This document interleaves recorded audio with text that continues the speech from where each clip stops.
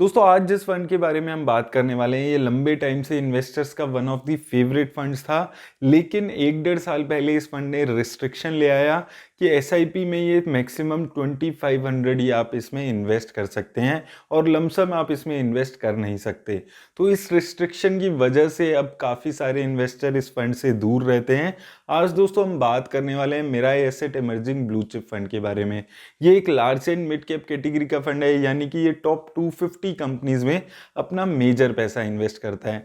तो इस वीडियो में हम देखेंगे कि कैसी रिटर्न ये फंड दे रहा है, कहाँ पे इन्वेस्ट करता है, इसकी इन्वेस्टमेंट स्ट्रेटेजी क्या है, सारी बातों पे हम डिटेल में बात करेंगे। और एंड में हम ये भी बात करेंगे कि क्या आपको अब इसमें इन्वेस्ट करना चाहिए या नहीं। तो आइए दोस्तों देख लेते हैं ये वीडियो। दोस्तों जैसे कि मैंने आपको बताया था, ये एक large and mid cap fund है और ये अपना मेजर पैसा इंडिया की टॉप 250 कंपनीज में इन्वेस्ट करता है। बेंचमार्क इंडेक्स की अगर इसकी हम बात करें तो Nifty large and mid cap fund इसका बेंचमार्क इंडेक्स चल रहा है। वहीं अगर हम इसकी टोटल कंपनीज पे बात करते हैं तो टोटल 67 कंपनीज इसके पोर्टफोलियो में मौजूद है। अब दोस्तों अगर हम इसकी लॉन्च डेट की बात करें तो जनवरी 2013 में ये फंड लॉन्च हुआ था। वहीं दोस्तों अगर इसके फंड मैनेजर की बात करते हैं तो मिस्टर नीलेश सुराना जी इस फंड के फंड मैनेजर है और सिंस इंसेप्शन ये इस फंड को मैनेज कर रहे हैं। किसी भी फंड की दोस्तों मैं आपको लगातार बोलते हुए आ रहा हूँ, एक खास बात होती है अगर सेम फंड मैनेजर लंबे टाइम से उस फंड को मैनेज कर रहा हो, एक एडेड एडवांटेज उस फंड को मिलती है, एक अच्छी रिलायबिलिटी इन्वेस्टर्स के मन में उस फंड को लेकर आती है। और दूसरे फंड मैनेजर मिस्टर अंकित जैन है जो इस फंड को जनवरी 2019 से हैंडल कर रहे हैं। वहीं दोस्तों अगर इस फंड की हम फंड साइज की बात करें तो 21,000 करोड़ के आसपास का फंड साइज इसका हो चुका है। तो काफ़ी ज़्यादा फंड साइज यहाँ पर नहीं मैं मानूंगा, एक large and mid cap fund के लिए काफ़ी रीजनेबल सा फंड साइज आज के टाइम में ये चल रहा है। वहीं दोस्तों अगर हम इसकी मार्केट कैप वाइज एलोकेशन पे बात करें तो सिंस ये एक large and mid cap fund है तो ये लार्ज कैप और मिड कैप कंपनीज में मेजरली पैसा लगाता है। तो लार्ज कैप कंपनीज में 57%, मिड कैप कंपनीज में 39% और स्मॉल कैप कंपनीज में 4% के आसपास पैसा ये लगा रहा है। तो वही चीज़ दिख रही है, जैसे इसके नाम से हमें पता चलता है लार्ज कैप और मिड कैप में मेजर पैसा लगाते हुए ये दिख रहा है। वहीं दोस्तों अगर हम इसकी एक्सपेंस रेशो पे बात करते हैं तो एक्सपेंस रेशो इसकी काफ़ी रीजनेबल है। सिर्फ 0.68% एक्सपेंस रेशो ये फंड चार्ज कर रहा है। वहीं इसकी कैटेगरी एवरेज से अगर आप कंपेयर करेंगे तो कैटेगरी एवरेज एक्सपेंस रेशो 1% के आसपास चलती है।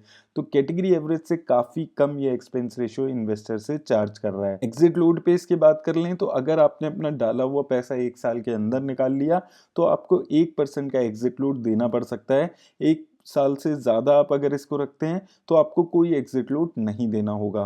वहीं दोस्तों अब इसकी इन्वेस्टमेंट स्ट्रेटेजी को हम इसकी रिस्क रेशो से समझने की कोशिश करते हैं। स्टैंडर्ड डेविएशन इसकी 21.96 चल रही है, शार्प रेशो 0.96 और टर्नओवर रेशो इसकी 72% के आसपास चल रही है। कैटेगरी एवरेज को अगर हम कंपेयर करते हैं तो कैटेगरी एवरेज स्टैंडर्ड डेविएशन 13.91 है। स्टैंडर्ड डेविएशन दोस्तों किसी भी फंड का ये बताता है कि एक फंड कितना ज़्यादा वॉलेटाइल है रिटर्न देने के मामले में, और ये जितना ज़्यादा होता है उतनी ज़्यादा वॉलेटिलिटी दिखती है इस फंड की। तो ये फंड थोड़ा ज़्यादा वॉलेटाइल दिख रहा है अगर आप इसको कैटेगरी एवरेज से कंपेयर करते हैं। वहीं दोस्तों शार्प रेशो किसी भी फंड का ये बताता है कि एक फंड कितना ज़्यादा रिस्क एडजस्टेड रिटर्न जनरेट कर पा रहा है, यानी कि जितनी ज़्यादा ये होती है उतनी बेटर रिस्क एडजस्टेड रिटर्न ये फंड जनरेट कर पाता है। तो ये फंड एक अच्छा रिटर्न जनरेट कर पा रहा है रिस्क लेने के हिसाब से। टर्नओवर रेशो दोस्तों जितनी कम होती है उतनी अच्छी होती है। एक कम टर्नओवर रेशो एक किसी भी फंड की बाय एंड होल्ड की स्ट्रेटेजी दिखाता है, यानी कि वो किसी सिक्योरिटी को अपने पोर्टफोलियो में ऐड करता है तो कितने लंबे टाइम तक वो अपने पोर्टफोलियो में उसको रखता है, ये चीज़ एक टर्नओवर रेशो को देखकर आप समझ सकते हैं। तो कम टर्नओवर रेशो एक पॉजिटिव बात होती है किसी भी फंड के लिए। यहाँ पर टर्नओवर रेशो कैटेगरी एवरेज से लगभग आधी है, तो काफ़ी अच्छी टर्नओवर रेशो आप इसको मान सकते हैं। वहीं दोस्तों अगर हम इसकी सेक्टर वाइज एलोकेशन पे क्विकली बात करें तो दोस्तों जैसे कि मैंने आपको कई बार बताया कि लार्ज कैप और मिड कैप कंपनीज में जो भी फंड इन्वेस्ट करता है फाइनेंशियल सेक्टर में बहुत ज़्यादा एलोकेशन होता है। तो यहाँ पर भी वही चीज़ दिख रही है, फाइनेंशियल सेक्टर में 27% एलोकेशन, उसके बाद टेक्नोलॉजी सेक्टर में 11%, हेल्थ केयर, ऑटोमोबाइल और एनर्जी सेक्टर में उसके अलावा एलोकेशन दिख रहा है। तो बहुत ज़्यादा डिपेंड होकर चल रहा है ये फंड फाइनेंशियल सेक्टर पे। तो अगर आप इस फंड में इन्वेस्ट करते हैं तो इस रिस्क का आपको ध्यान रखना है। कंपनीज पे दोस्तों टॉप 10 बात कर लें तो सबसे ज़्यादा एलोकेशन इसने आईसीआईसी बैंक में की हुई है 6% के आसपास। देन एचडीएफसी बैंक में 5.69%, इन्फोसिस में 4.93%, उसके अलावा Axis bank, SBI, Reliance Industries, JK cement जैसी कंपनीज यहाँ पर आपको देखने को मिल रही है। तो वो जो हमने अभी यहाँ पर देखा था कि फाइनेंशियल सेक्टर में बहुत ज़्यादा एलोकेशन, टॉप 10 में भी आपको वही चीज़ दिख रही है। 4-5 बैंक्स आपको टॉप 10 में दिख रहे हैं जैसे कि ICICI bank, HDFC bank, Axis bank और एसबीआई। लेकिन दोस्तों एक खासियत क्या है इसकी टॉप 10 की, एक growth and value oriented companies का अच्छा खासा मिक्सचर आपको देखने को मिल रहा है। तो ये एक पॉजिटिव बात मुझे यहाँ पर लगती है। लेकिन ये वो कंपनीज है जिसको इस फंड ने काफ़ी लंबे टाइम से अपने पोर्टफोलियो में रखा हुआ है, तो एक कंसिस्टेंट रिटर्न आपको ये फंड इसलिए जनरेट करके दे पा रहा है। अब दोस्तों अगर हम इसकी रिटर्न पे यहाँ पर बात कर लें तो अगर आपने इस फंड में 10,000 रुपये आज से 1 साल पहले लगाए होते तो वो पैसा इस फंड ने आपका 14,000 के आसपास कर दिया है। 40% की रिटर्न इस फंड ने आपको 1 साल में जनरेट करके दी है। तो काफ़ी अच्छी रिटर्न इसने पिछले 1 साल में जनरेट करके दिया है। 5 सालों में दोस्तों देखते हैं तो 5 सालों में 23% की रिटर्न जनरेट करके दी है। लगाए हुए आपके 10,000 रुपये इस फंड ने 29,000 के आसपास कर दिए। और दोस्तों एक large and mid cap fund अगर इतनी अच्छी रिटर्न लंबे टाइम में जनरेट करके दे रहा है तो काफ़ी अच्छी रिटर्न्स ही आप मान सकते हैं। अगर आपने दोस्तों इस फंड की इंसेप्शन में यानी कि जनवरी 2013 में ही 10,000 रुपये लगा दिए होते तो वो पैसा इस फंड ने आपका 74,000 बना दिया है। दोस्तों अगर एक large and mid cap fund 25% की रिटर्न आपको जनरेट करके दे रहा है तो यानी कि काफ़ी अच्छी रिस्क एडजस्टेड रिटर्न आपको मिल रही है। 25% की रिटर्न दोस्तों एक स्मॉल कैप फंड आज के टाइम में जनरेट कर पाता है। और ये फंड स्मॉल कैप में पैसा ना लगाकर, ना के बराबर पैसा लगाकर, large and mid cap companies में पैसा लगाकर 25% की रिटर्न जनरेट कर पा रहा है, यानी कि बहुत एक्सेप्शनल रिटर्न्स आप इसको मान सकते हैं।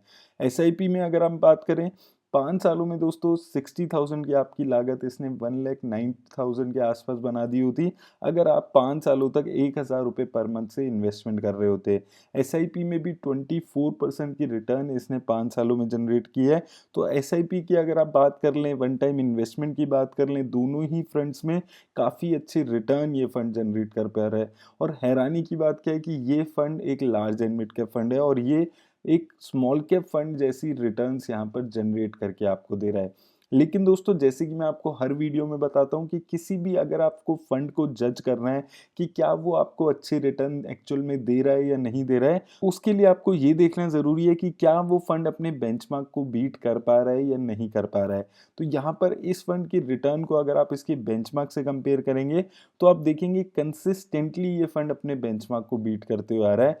5 सालों की रिटर्न में 3, 1 और 2 सालों की रिटर्न सभी पैरामीटर्स में इसने अपने बेंचमार्क को बीट किया हुआ है।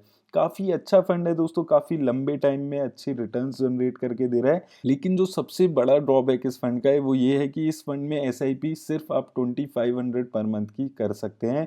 लमसम इस फंड में अलाउड नहीं है। तो एक रिस्ट्रिक्शन है इन्वेस्टर्स के लिए इन्वेस्ट करने के लिए। तो अगर आप एक नए इन्वेस्टर हैं जो कम इन्वेस्टमेंट कर रहे हैं, 2-3 हज़ार रुपये ही इन्वेस्ट करते हैं, तो ये एक आपके लिए अच्छा फंड है। लेकिन अगर आप थोड़ी ज़्यादा इन्वेस्टमेंट करते हैं, आप 5-7 हज़ार रुपये पर मंथ अगर आप लगाते हैं तो इस फंड को आप अवॉइड कर सकते हैं क्योंकि सिर्फ 2500 की यहाँ पर रिस्ट्रिक्शन है इन्वेस्ट करने की। हालांकि काफ़ी अच्छा फंड है, काफ़ी अच्छी रिटर्न्स आपको जनरेट करके दे रहा है, लेकिन वो जो रिस्ट्रिक्शन आ जाती है उसकी वजह से हर इन्वेस्टर के लिए अब ये फंड सुइटेबल नहीं रह गया है। तो आप अपने रिस्क प्रोफाइल के हिसाब से किसी भी फंड में इन्वेस्ट करें। और अगर आपने डीमैट अकाउंट नहीं खुलवाया तो लिंक डिस्क्रिप्शन में मिल जाएगा। वीडियो अच्छी लगी हो तो लाइक और शेयर करना ना भूलें। धन्यवाद।